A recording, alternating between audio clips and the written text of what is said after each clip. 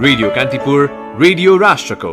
धानको समर्थन मूल्य नपाउँदा अधिकांश किसानलाई शास्ति प्रति क्विन्टल 800 रुपैयाँमा बेच्न बाध्य, अनुदान लिएका सहकारीको समेत मनोमानी। कैलालीको जानकी गाउँपालिकामा बालिकामाथि 9 जनाद्वारा सामूहिक बलात्कार, 8 जना पक्राउ, 1 जना फरार। कोरोना संक्रमण पुष्टि भएका 90% बिमितले अझै बिमा भुक्तानी पाएनन्, निजी प्रयोगशालाले दिने रिपोर्टका आधारमा भुक्तानी दिन आनाकानी। कोरोना संक्रमणको दोस्रो लहर सुरु भएसँगै युरोपेली अधिकांश मुलुकमा लकडाउन तथा निषेधाज्ञा, पोर्चुगल र अस्ट्रियामा समेत प्रतिबन्ध। र लिभरपुल प्रिमियर लिग फुटबलको शीर्ष स्थानमा फर्कियो, ला लिगामा डिपोर्टिभो अलाभेससँग बार्साको बराबरी। नमस्कार, कान्तिपुर डायरीबाट सहकर्मी केशु र म प्रकाश। समाचार अब विस्तारमा। किसानलाई प्रोत्साहन र सुनिश्चित बचतको ग्यारेन्टी गर्न भन्दै सरकारले 2077 असार 2 मा धानको न्यूनतम समर्थन मूल्य तोक्यो। धान बाली लगाउनु अगावै पहिलो पटक मोटा धानको प्रति क्विन्टल 2735 र मध्यम धानको 2885 रुपियाँ मूल्य निर्धारण भयो। आर्थिक वर्ष 2076-77 को तुलनामा यो प्रति क्विन्टल 200 रुपियाँ बढी हो, तर किसानले धान बेच्ने बेला समर्थन मूल्य पाउँदैनन्। उनीहरूलाई धानको लागत उठाउनै मुस्किल परेको छ। सरकारी संयन्त्र गाउँ गाउँमा नहुँदा सरकारले निर्धारण गरेको दरभन्दा क्विन्टलमै करिब 800 रुपियाँसम्म सस्तोमा धान बेच्न किसान बाध्य भएका छन्। कञ्चनपुरमा भदौ अन्तिमसम्म धानको मूल्य 2900 रुपियाँ प्रति क्विन्टल पुगेको थियो, जब धान उत्पादन भएर कृषकले बिक्री गर्न थाले 1900 सम्म झर्यो। ग्रामीण भेगमा अहिले मिल सञ्चालक तथा गल्ला खरिदकर्ताहरूले मनपरी हिसाबले मूल्य तोकेर धान खरिद गरिरहेका छन्। उनीहरूले 1950 देखि 2050 सम्ममा किनिरहेका छन्। कञ्चनपुरको बेदकोट नगरपालिका 6 मुसेपानीमा रोशन चौधरीले असोज दोस्रो साता धान थ्रेसिङ गरिसकेका थिए। बिक्री गर्ने धान बोरामा हालेर ठिक्क पारेका थिए। भाउ बढ्ला र मिलमा बिक्री गर्न लैजाउला भन्ने सोचमा उनी थिए। भाउ बढ्ने भन्दा पनि घट्न थालेपछि उनले गत वर्ष भन्दा सस्तोमा धान बिक्री गरे। चौधरीले गत वर्ष प्रति क्विन्टल 2200 मा धान बिक्री गरेका थिए। यसपटक 150 सस्तोमा धान बेचेको उनले बताए। समर्थन मूल्यको फाइदा बिचौलियाले उठाइरहेको किसानको गुनासो छ। बाराका किसान अशोक कलवारले भने, सरकारले धानको मूल्य तोक्दा खुसी थियौं, तर बेच्न कहाँ जाने, त्यसको फाइदा बिचौलियाले उठाइरहेका छन्। किसानले प्रति क्विन्टल 2100 देखि 2300 रुपियाँमा बिक्री गरिरहेका छन्। कलवारका अनुसार त्यस क्षेत्रमा मोटा धान 2100 देखि 2200 र मध्यम धान 2100 देखि 2300 रुपियाँमा बिक्री भइरहेको छ। गाउँकै गोलामा प्रति क्विन्टल 2100 रुपियाँका दरले 13 क्विन्टल धान बिक्री गरेको उनले जानकारी दिए। बिचौलिया, काटावाला र मिलले बढी नाफा लिए पनि नियमन गर्ने निकाय छैन। यसअघि समर्थन मूल्य तोकेपछि खाद्य व्यवस्था तथा व्यापार कम्पनीले धान खरिद गर्दै आएको थियो, तर लक्ष्य अनुसार कहिल्यै किनेन। कम्पनीले गत वर्ष 30,000 टन धान किन्ने लक्ष्य लिएकोमा करिब 22,000 टन मात्रै खरिद गरेको थियो। सीमित जिल्लामा मात्रै कार्यालय हुँदा गाउँ गाउँका किसानले समर्थन मूल्यको लाभ लिन सकेका छैनन्। सरकारले धान बिक्री बापत प्रति क्विन्टल 112 रुपैयाँ सहकारीलाई अनुदान दिँदा पनि किसान ठगिएका छन्। किसानका धान खरिद गर्ने सहकारी संस्थाहरूलाई सरकारले खरिद गर्ने अनुपातका आधारमा अनुदान दिने निर्देशिका जारी गरिसकेको छ। त्यही आधारमा सहकारीले धान खरिद गर्न सुरु गरिसकेका छन्, तर मूल्य भने निर्देशिका बमोजिम दिएका छैनन्। सरकारले मोटा धान प्रति क्विन्टल 2735 र मध्यम धान 2885 रुपैयाँ समर्थन मूल्य तोकेको छ। त्यसरी सहकारी खरिद गरेको अनुपातमा सरकारले प्रति क्विन्टल 112 रुपैयाँ अनुदान पाउने निर्देशिकामा उल्लेख छ। सहकारीहरूले भने चिस्यान लगायतका कारण देखाउँदै मनोमानी तरिकाले कम मूल्यमा धान खरिद गरिरहेको किसानको गुनासो छ। धान खरिद तथा व्यवस्थापन निर्देशिका अनुसार 18% सम्म चिस्यान भएको धानलाई सरकारले तोकेको समर्थन मूल्यमा नै अनिवार्य खरिद गर्नुपर्छ। त्यसभन्दा बढी चिस्यान भएमा 1% को 1200 ग्रामका दरले तौल घटाएर मूल्य निर्धारण गर्नुपर्ने निर्देशिकामा उल्लेख छ। सहकारीहरूले बढी चिस्यान देखाउँदै धान खरिद गर्दा सरकारले अनुदान दिँदा पनि किसानले कम मूल्य पाएका छन्। बाँकेमा 50 सहकारीले जिल्लाभरिको धान खरिद गर्ने लक्ष्य राखेको छ। जिल्ला सहकारी संघ बाँकेका अध्यक्ष प्रेम सुवेदीले सरकारले तोकेको समर्थन मूल्यमा सहकारी संस्थाहरूले धान खरिद गर्ने प्रयास गरिरहेको दावी गर्नुभयो। उहाँले सहकारीले धान किन्ने अभ्यास पहिलो भएका कारण केही समस्या देखिएको उल्लेख गर्नुभयो। उहाँले भन्नुभयो, सरकारले सहकारीलाई अनुदान दिने निर्णय भएको सही हो, तर खरिद गरेको धानको जिम्मेवारी भोलि सरकारले लिने हो कि होइन भन्ने समस्या देखियो। समस्या समाधानका लागि लुम्बिनी प्रदेशका कृषि मन्त्री 1-2 दिनमै आउँदै हुनुहुन्छ। छलफल गरेर निकास निस्कन्छ। हाल बाँकेका किसानहरूले पनि मोटा धान 2450 र मध्यम धान 2600 रुपैयाँ प्रति क्विन्टलमा खरिद गर्दा मूल्य नपाएको गुनासो गरेका छन्। भक्तपुर लैजाँदै गर्दा प्रहरीले नियन्त्रणमा लिएको चामल खाद्य व्यवस्था तथा व्यापार कम्पनीको रहेको खुलेको छ। कम्पनीको सुर्खेत स्थित कार्यालयका प्रमुख माधव मिश्रले कान्तिपुरसँग भन्नुभयो, प्रहरीले नियन्त्रणमा लिएको चामलको नमूना हामी कम्पनीसँग रहेको जापानी चामलसँग मिलेको छ। प्रारम्भिक रूपमा हामीले प्रहरीलाई यही रिपोर्ट दिन्छौं। सरकारी अनुदानको जापानी चामल बजारमा नपाइने उहाँले बताउनुभयो। सुर्खेत प्रहरीले वीरेन्द्रनगर स्थित दुर्गा भगवती इन्टरप्राइजेसका नाममा भक्तपुर पठाउन लागि 250 क्विन्टल चामल बिहिबार सुब्बा कुनाबाट नियन्त्रणमा लिएको थियो। इन्टरप्राइजेसका प्रोपाइटर रहेका वासुदेव शर्मा अर्का व्यावसायिक फर्म शर्मा निर्माण सेवाका समेत मालिक हुन्। शर्मा निर्माण खाद्य व्यवस्था तथा व्यापार कम्पनीको चामल ढुवानीकर्ता हो। उनले शर्मा निर्माणका नाममा मुगुको कालै बिक्री केन्द्रमा पठाउने भनेर कम्पनीको वीरेन्द्रनगर स्थित गोदामबाट चामल उठाएका थिए। सो चामल मुगु पठाउनुको साटो भक्तपुर पठाउन लागेपछि प्रहरीले नियन्त्रणमा लिएको थियो। जिल्ला प्रहरी कार्यालयका एसपी राजेन्द्र भट्टले भन्नुभयो, हामीसँग भएका प्रमाणले चामल भक्तपुर लान खोजिएको भन्ने स्पष्ट भएको छ। चामलको परीक्षण रिपोर्ट प्राप्त भएपछि मुद्दा प्रक्रिया अघि बढाउँछौ। प्रहरीले इन्टरप्राइजेसका 6 जना कर्मचारीसँग बयान लिए पनि मालिक शर्मालाई बोलाएको छैन। एसपी भट्टले इन्टरप्राइजेसका म्यानेजर मार्फत बोलाइएको भए पनि उनी कार्यालयमा नआएको बताउनुभयो। प्रहरीबाट यही उन्मुक्ति पाउँदा शर्मालाई प्रमाण कमजोर बनाउन र प्रहरी प्रशासन तथा खाद्य कम्पनीलाई प्रभावित गर्न सहज भएको सरोकारोलाको भनाइ छ। कैलालीको लम्कीचुहा नगरपालिकासँग जोडिएको जानकी गाउँपालिका 5 अमौरी गाउँमा दशैंको चहल पहल थियो। कार्तिक 8 गते अष्टमीका दिन गाउँमा डीजे सहित युवा नाचगान गरेर रमाइलो गरिरहेका थिए। रमाइलो हेर्न बालिकाहरू पनि गएका थिए, तर घर फर्कने क्रममा 9 बजेतिर सामूहिक बलात्कारमा परे। बलात्कृत बालिका 13 र 14 वर्षका हुन्। जानकीका 4 बालिका आफ्नै गाउँको अर्को टोलमा नाचगान हेरेर फर्कदै थिए। 9 जनाको समूहमा रहेका केटाहरूले उनीहरूलाई घेरा हाले। एक बालिका घेरा हाल्ने केटा मध्ये 1 जनाको साथीकी बहिनी थिइन्। उनलाई साथीकी बहिनी भनेर छाडियो। अर्कीलाई पनि चिनेकै भए केही गरेनन्। 2 जनालाई बन्धक बनाएर सामान्य कुटपिट गरे।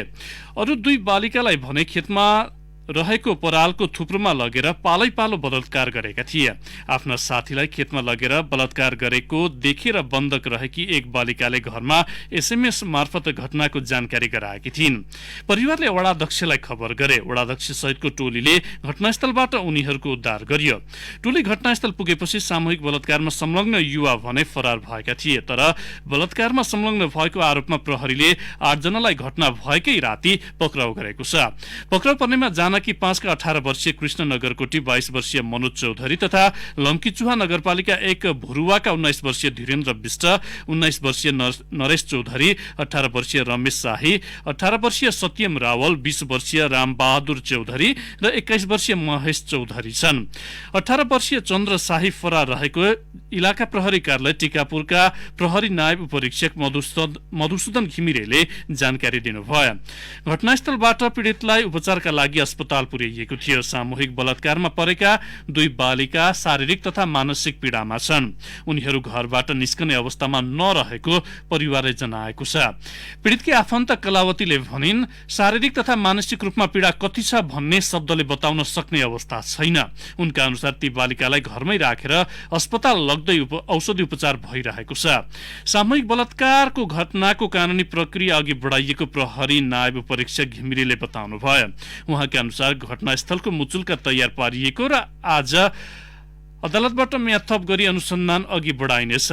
फरार 1 जनाको खोजी भइरहेको छ। 8 जना अभियुक्तले घटनामा संलग्नता स्वीकार गरेको प्रहरी स्रोतले जनाएको छ। कान्तिपुर डायरीमा अब ब्रेकको पालो। ब्रेकपछि कान्तिपुर डायरीमा अब कान्तिपुर सविस्तारको पालो। कान्तिपुर सविस्तार। कोरोना भाइरस विरुद्ध विश्वमा बनिरहेका विभिन्न 10 प्रकारका खोपको तेस्रो चरणको अन्तिम परीक्षण भइरहेको छ। चीन, अमेरिका, रूस, बेलायत, जर्मनी, अस्ट्रेलिया लगायत मुलुक कोरोना भाइरस विरुद्धको खोप बनाउन लागि परेका छन्। ती खोप आगामी जनवरीदेखि मार्चसम्ममा पूर्ण कार्यान्वयनमा ल्याउने उनीहरूको दाबी छ। पछिल्लो समय विकसित खोप संक्रमित आफ्ना नागरिकका लागि अधिकांश विकसित देशहरूले बुकिङ समेत गरिसकेका छन्। नेपालले पनि सो खोप आफ्नो मुलुक भित्र्याउने प्रक्रिया सुरु गरिसकेको छ।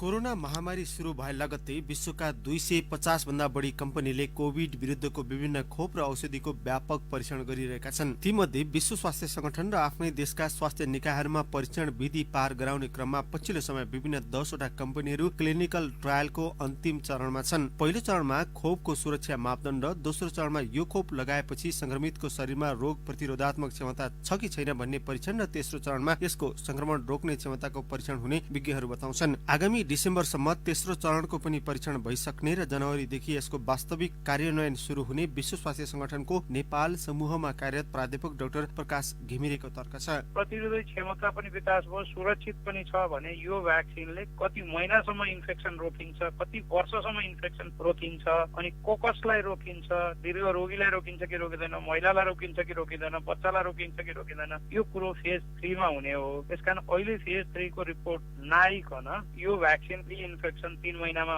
भइसकेको छ, मान्छेलाई कतिलाई 1.5 महिनामा भयो भन्ने आइरहेछ, कतिको चाहिँ 5 महिनासम्म एन्टिबडी लेभल छ भन्ने छ।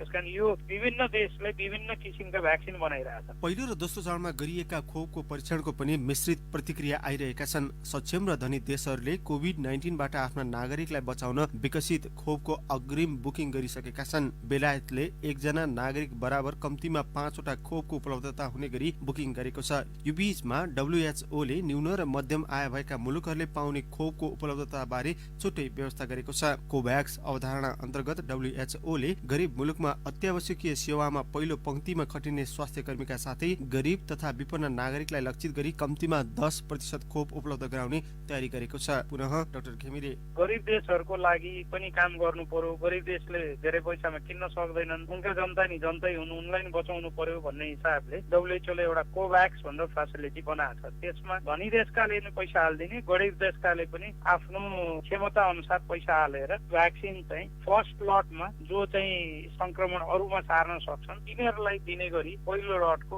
पपुलेसनको करिब 10% लाई पुग्ने गरी ल्याउनु पर्छ।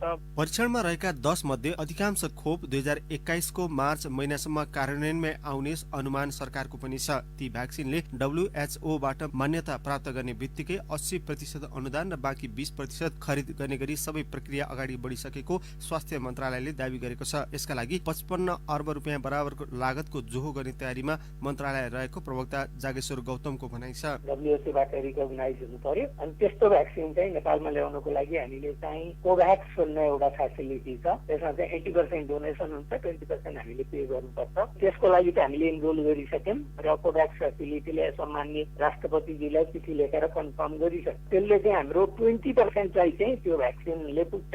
WHO अन्तर्गतको कोभ्याक्सले नेपाल जस्ता मुलुकलाई तेस्रो चरणको पार गर्ने खोप 20% उपलब्ध गराउनेछ। बाँकी 80% का लागि पनि सरकार पूर्ण तयारी अवस्थामा रहेको नेपाल स्वास्थ्य अनुसन्धान परिषदका प्रमुख कार्यकारी अधिकृत डाक्टर प्रदीप गिवालीले दावी गर्नुभयो। बाँकी 80% को हकमा चाहिँ नेपाल सरकारले आफ्नो पूर्ण तयारी गर्नुपर्छ र गरिरहेको छ। त्यसको लागि बजेटदेखि लिएर म्यान पावरको पूर्वाधारदेखि लिएर भ्याक्सिन लगाइसके पछाडि हुने चाहिँ इन्भेस्टिगेसनका कुरादेखि लिएर सबै कुराहरू अथवा भ्याक्सिन ल्याएपछि त्यसलाई PCR को लागि व्यवस्थापनदेखि लिएर होइन स्टोरेज ट्रान्सपोर्ट सबै कुराहरू चाहिँ तयारी अवस्थामा छ। होइन कोभिड-19 रोकथाम तथा नियन्त्रणमा फितलो सरकारी उपस्थितिका कारण मुलुकमा अहिले संक्रमणको अवस्था भयावह छ। सन् 2021 को जनवरीदेखि कोभिड-19 विरुद्धको खोप विश्वव्यापी रूपमै आउने अनुमानका बीचमा सरकारले जनाएको प्रतिबद्धता कति कार्यान्वयन गर्छ त्यो चाहिँ समयले नै बताउनेछ। रेडियो कान्तिपुरका लागि अनिल परियार। कान्तिपुर सविस्तार।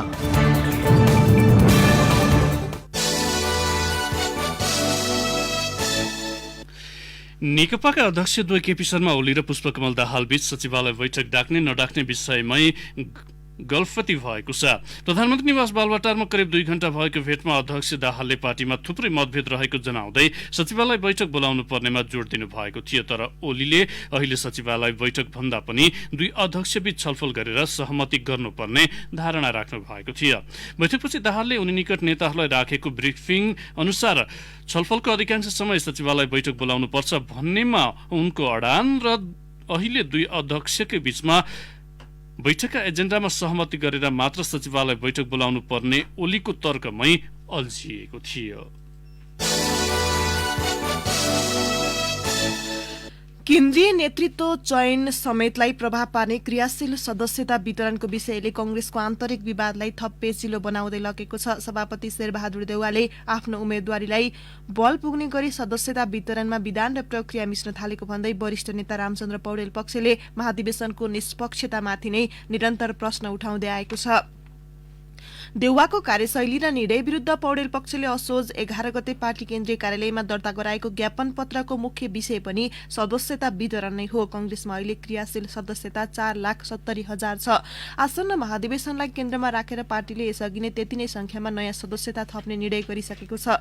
नयाँ निर्णय अनुसार पुरानो र नयाँ गरी करिब 9.5 लाख सदस्यता पुर्याउने योजना छ। क्रियाशील सदस्य पालिका तहमा क्षेत्रीय प्रतिनिधि चयन गर्ने मतदाता हुन्। उनीहरूबाट चयन हुने क्षेत्रीय प्रतिनिधिले महाधिवेशन प्रतिनिधि चयन गर्छन्।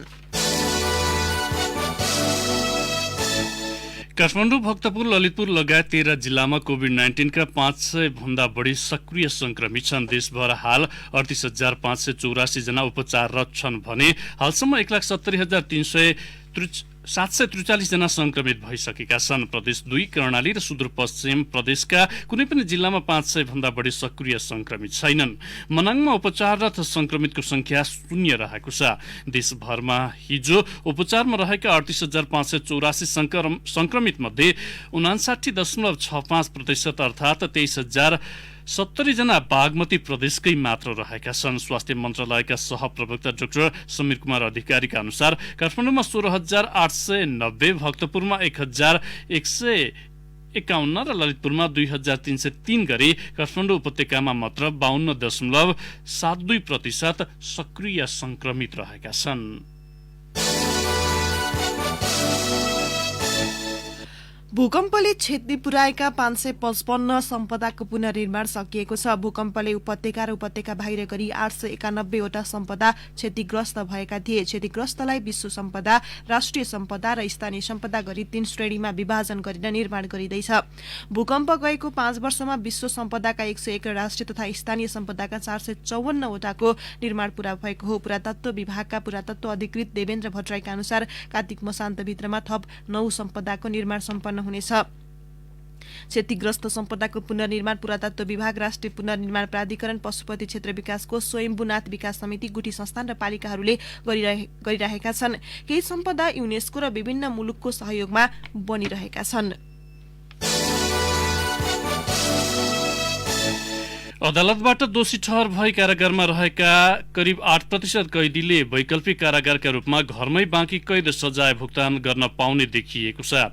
कारागार व्यवस्थापन विभागले 1 महिना लगाएर तयार पारेको विवरण अनुसार वैकल्पिक कारागारमा बस्न पाउने कैदीको संख्या करिब 1,200 रहेको छ। नेगेटिभ सूचीमा नपरेका र 2/3 सजाय भुक्तान गरिसकेका तर 1 वर्ष भन्दा बढी अवधि बाँकी रहेका कैदीले घरमै बस्न वा सप्ताहन्तमा 1 दिन वा राति मात्र कारागारमा बस्न पाउने व्यवस्था वैकल्पिक कारागार हो। विभागका अनुसार अदालतबाट दोषी ठहर भई सजाय भुक्तानरत र मुद्दाको पूर्वपक्षमा भएका कैदी र बन्दी थुनुवाको संख्या करिब 25,000 छ। त्यसमध्ये अदालतबाट दोषी ठहर भई सजाय भुक्तानरतको संख्या 14,500 हाराहारीमा रहेको छ।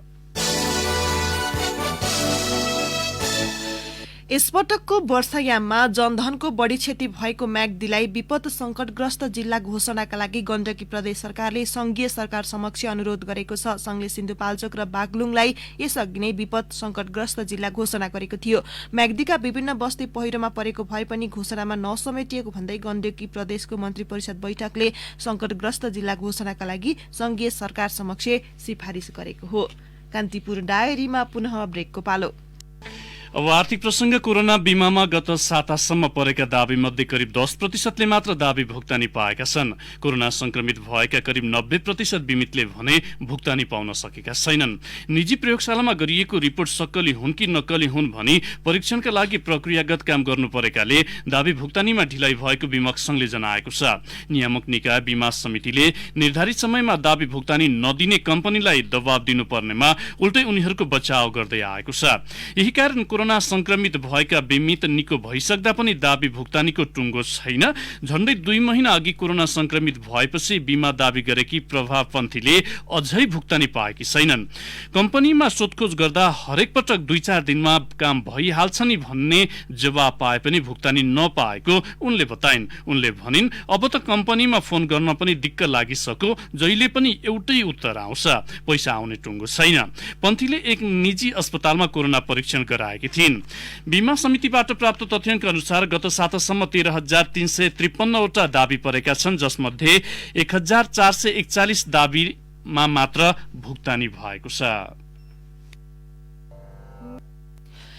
कान्तिपुर डायरीमा अब अन्तर्राष्ट्रिय प्रसंग कोरोना भाइरस संक्रमणको दोस्रो लहर चलेसँगै युरोपेली मुलुकहरूमा क्रमैसँग निषेधाज्ञा लकडाउन गरिँदै आइएको छ। अस्ट्रिया तथा पोर्चुगलमा निषेधाज्ञाको घोषणा गरिएको छ। अस्ट्रियामा राति 8 बजेदेखि बिहान 6 बजेसम्म रात्रिकालीन कर्फ्यू समेत लगाइएको बीबीसीले जनाएको छ। सो निषेधाज्ञा नोभेम्बर अन्त्यसम्म जारी रहनेछ। पोर्चुगलमा विद्यालय तथा अत्यावश्यक क्षेत्र बाहेकलाई घरमै बस्न उर्दी लगाइएको छ। किन्डरगार्टन र प्राथमिक तहका विद्यालय बन्द रहे पनि उच्च शिक्षा भने अनलाइन मार्फत जारी राखिने भएको छ। पोल्यान्डमा हालसम्म संक्रमण पुष्टि हुनेको संख्या 3,65,731 छ। अब खेल प्रसंग defending champion Liverpool premier league फुटबलको शीर्ष स्थानमा फर्किएको छ। 7औं चरणको खेलमा वेस्ट ह्याम युनाइटेडलाई 2-1ले हराउँदै लिभरपुलले शीर्ष स्थानमा 3 अङ्कको अग्रता बनाएको हो। वेस्ट ह्यामको मैदानमा लिभरपुललाई जिताउन मोहम्मद सलाह र डिएगो जोटाले गोल गरे। वेस्ट ह्यामका पाब्लो फर्नाल्ड्सले सान्तुना गोल फर्काए। घरेलु मैदानमा सुरुवाती अग्रता जोगाउन नसक्दा वेस्ट ह्याम हार भोग्न बाध्य भयो। 10औं मिनेटमा फर्नाल्ड्सको गोलमा वेस्ट ह्यामले अग्रता बनाएको थियो। 42औं मिनेटमा सलाहले पेनाल्टी मार्फत गोल गर्दै लिभरपुललाई बराबरीमा पुर्याए। 85औं मिनेटमा जोटाले अर्को गोल गरेपछि लिभरपुल जित निकाल्न सफल बनियो। 7 खेलबाट 16 अङ्क जोडेको लिभरपुलले एभर्टन र वुल्भरह्याम्पटनलाई 3 अङ्कले पछि पारेको हो। गैराती नै चेल्सीले बर्नलीलाई तथा म्यानचेस्टर सिटीले शेफिल्ड युनाइटेडलाई पराजित गरे। जितसँगै चेल्सी 4औं र सिटी 8औं स्थानमा उक्लिएका छन्। उता स्पेनिस ला लिगा फुटबलमा बार्सिलोना डिपोर्टिभो अलाभेससँग 1-1 को बराबरीमा रोकिएको छ। अलाभेसको मैदानमा खेलको पहिलो हाफमा 1-0 ले पछि परेको बार्साका लागि एन्टोनियो ग्रिजमनले 63 मिनेटमा गोल गर्दै हार टारेका थिए। अधिकांश समय अलाभेसलाई दबावमा राखेको बार्साले पाएका दर्जन बढी अवसर भने खेर फालेको थियो। खेलमा लुइस रियोजाले 31औं मिनेटमा गोल गर्दै अलाभेसलाई अग्रता दिलाएका थिए। 62औं मिनेटमा जोटा दोहोरो पहिलो कार्ड खाँदै मैदानबाट बाहिरिएपछि त्यसपछिको समय घरेलु टोली अलाभेस 10 खेलाडीमा सीमित बन्यो। 6 खेलबाट 8 अङ्क जोडेको बार्सा 12औं स्थानमा कायम छ। गैराती नै रियल मैड्रिडले हुएस्कालाई 4-1 ले हराउँदै शीर्ष स्थानमा 2 अङ्कको अग्रता बनाएको छ। एथलेटिको बिल्बाओले सेभियालाई 2-1 ले हराउँदा एथलेटिको मैड्रिडले ओसासुनालाई 3-1 ले स्तब्ध पार्यो। जितसँगै एथलेटिको मैड्रिड तालिकाको तेस्रो स्थानमा उक्लिएको छ। अब मौसम सम्बन्धी जानकारी। काठमाडौँ उपत्यका सहित अधिकांश भूभागको मौसम बदली हुने जल तथा मौसम पूर्वानुमान महाशाखाले जनाएको छ। केही बेर अघि 14 डिग्री सेल्सियस मापन गरिएको काठमाडौँ उपत्यकाको अधिकतम तापक्रम आज 28 डिग्री सेल्सियससम्म पुग्नेछ। सूर्योदय बिहान 6:14 भयो भने सूर्यास्त साँझ 5:20 हुनेछ। हवस्, यिनै प्रसङ्गसँगै कान्तिपुर डायरीको यो बुलेटिन यही सकिन्छ। केशु र प्रकाश आज्ञा माग्छौं। नमस्कार।